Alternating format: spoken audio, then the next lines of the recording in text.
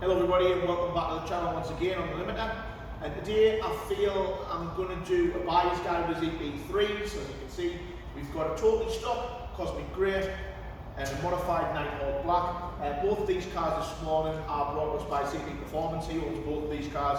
This is track version and a stock road course version. Now the reason I want to do an EP3 buyer's guide is I see in recent times these cars are becoming very popular. The market is becoming a lot more stronger now. Hard examples are very tough to come by now. We've viewed a lot of these and sold a lot of these, so I feel like we know these inside out. And we notice from the views and stuff on the channel, the buyers guys always do very well. So there's a lot of people tuning in and watching those, which is great.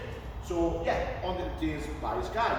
So the EP3, personally for me, these cars themselves are without a doubt one of the best hot hatches ever made.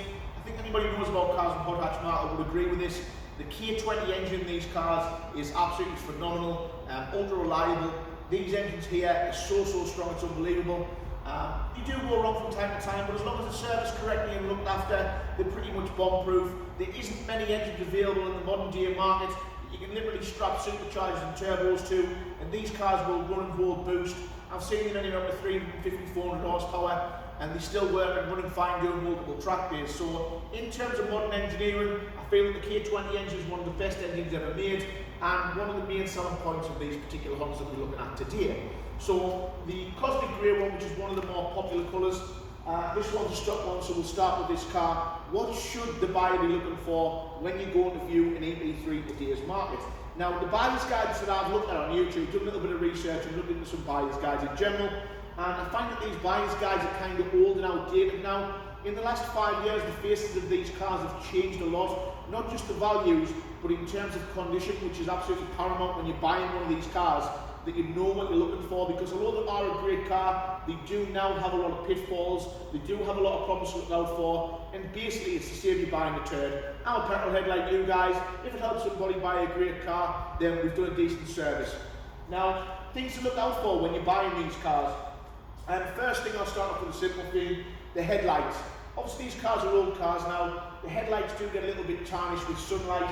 Now don't worry about that too much if you go and have a look at a car and the headlights are looking a little bit tired. You can still buy replacements for these, but also if you go on YouTube, there's plenty of guides on there. You can literally wet and dry sand these off with a machine polisher, and you can bring these back up quite nice. These ones were done quite a while ago, so as you can see they're a little bit cloudy now, but still look quite well. Now that's one of the simpler things. Now digging into the nitty gritty of buying these particular cars, what should the buyer start off with? First of all, same with any car, not just for EP3, always do your checks. HPI reports a very strong point with these cars. Now, some of them have had a tarnished past, they do get driven hard, they're a hot hatch, they do multiple track days, they can have been involved in accidents, so a lot of cars have hidden pasts, especially the EP3s. So get on the RAC HPI, I think it's £12 to check. HPI these cars before you go and look at them. Make sure it's got no categorised damage against it, no category D, category C. If it has been previously damaged, don't let that put you off if the price is right. If the price is right and you cast a keen eye over the car and everything looks good, it's not too much of a problem. As long as the cars have been repaired right, it's not too much of an issue. Now, panels for these cars can be bought relatively cheap. Now, the good thing is with these is, as a lot of these are getting broken now because they have rotten floors, the parts are quite cheap. Engines can pick up from £1,000. A lot of people know about the famous K-swap conversions, which are a fantastic conversion. So the engine and gearbox is still quite sought after, and parts are readily available. Now the good thing is for you, those guys who own a clean EP3, the more of the breakers out there for splitting these cars, the higher it's going to drive the value of your nice car that you currently own. So this particular car is lower in the miles and sensible owners as well. I'm sure this car's only had 2 owners. This is a very nice example, but what I will do is I will take you around the car and show you the checkpoints which you should be checking. So first of all, without going into it, engine wise, does the engine run clean? Does it have any knocks and taps from the top end? These should be quite a silent engine as soon as you start them, whether hot or cold. Now, a lot of people get involved in, has the timing chain been changed? It's a question we hear quite often. Don't get caught up looking for timing chains to be changed.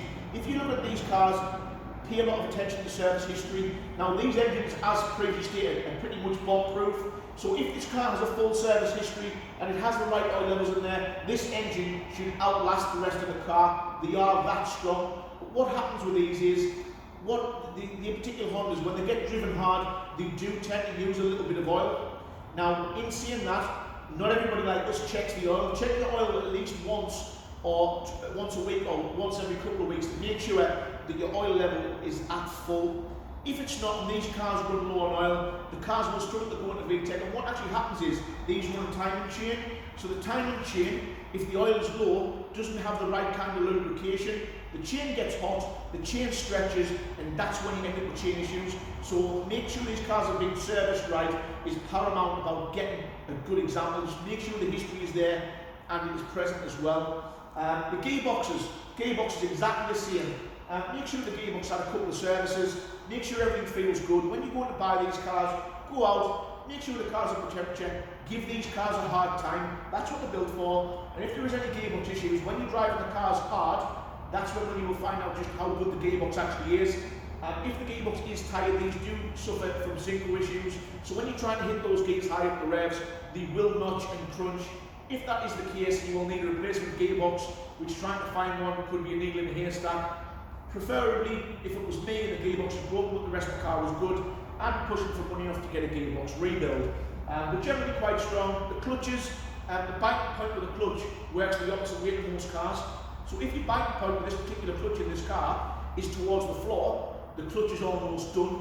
So if it's close to the floor, it needs a clutch in. Now, Euro car parts do a clutch kit for these, which is nigh on OE, and they're about £130 on trade. So don't get too hung up on needing to change a clutch.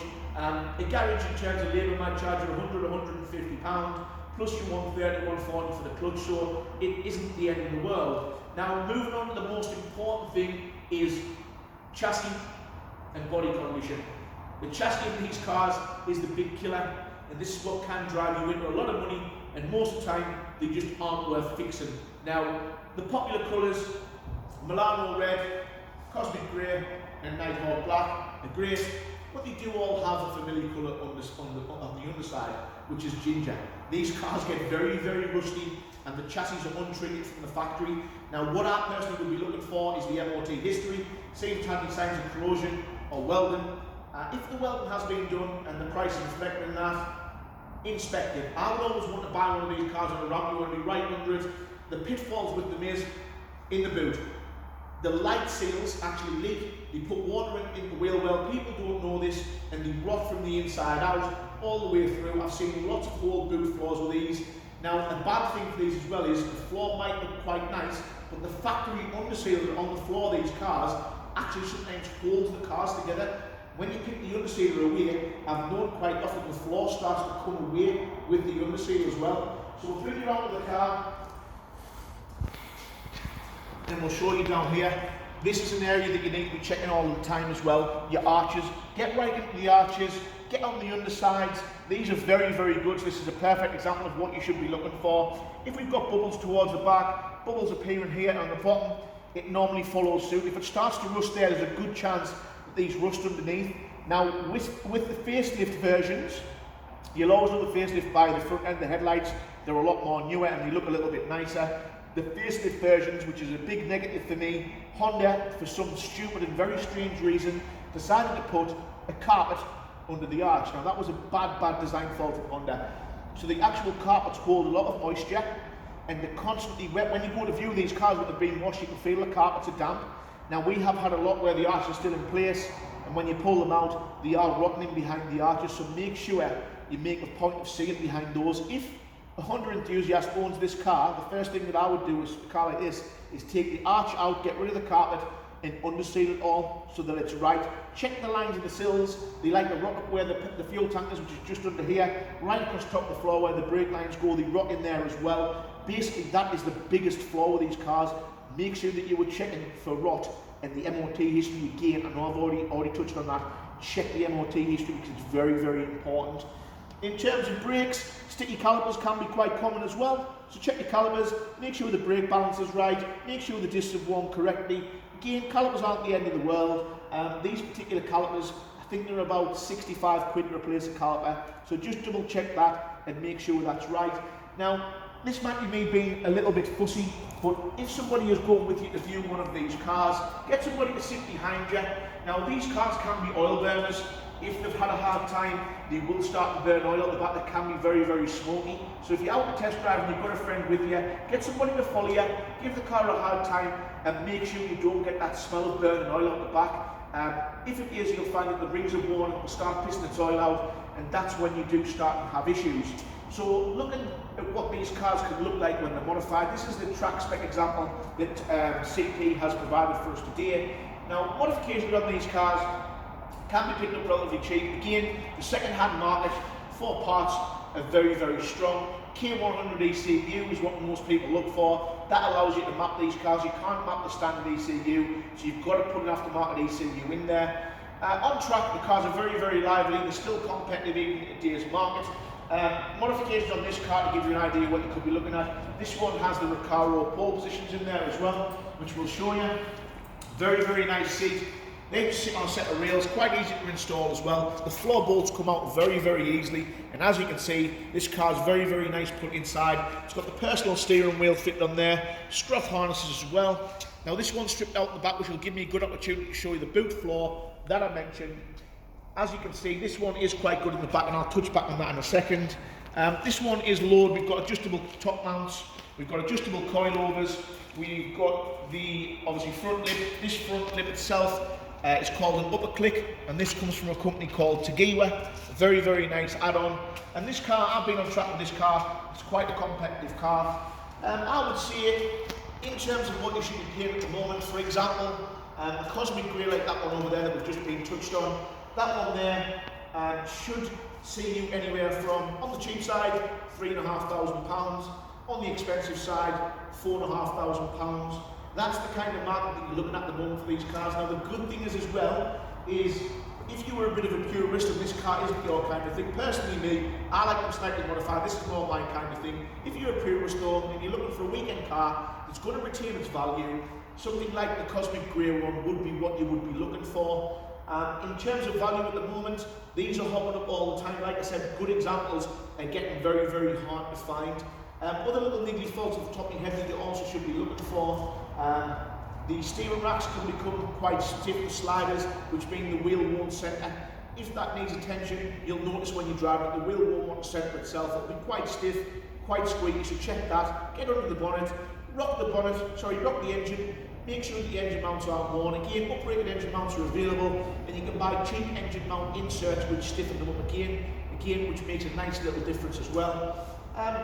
That's basically it with the EP3 guide. Those particular points that I have mentioned should sort you out the difference between a good car and a rough car. So just be careful who you're buying from, HPI it, get underneath the floor, check all the things that we've mentioned, and that should lead you into buying a pretty good car, I would imagine. So that's it for today. Thanks very much for watching the EP3 buyer's guide. If anybody wants to add anything on this one, then great, no problem at all. But hopefully, obviously, we're pretty enthusiastic. These are one of our favourite cars at budget kind of money, and hopefully it helps you guys out and it helps you buy a good car at the end of it. Thanks for staying tuned on the Limiter. If you would like to hit like, subscribe, make sure you hit the bell to get the updates on the channel, and we'll be back soon with more buyer's guides on cars like what we see today. Thank you.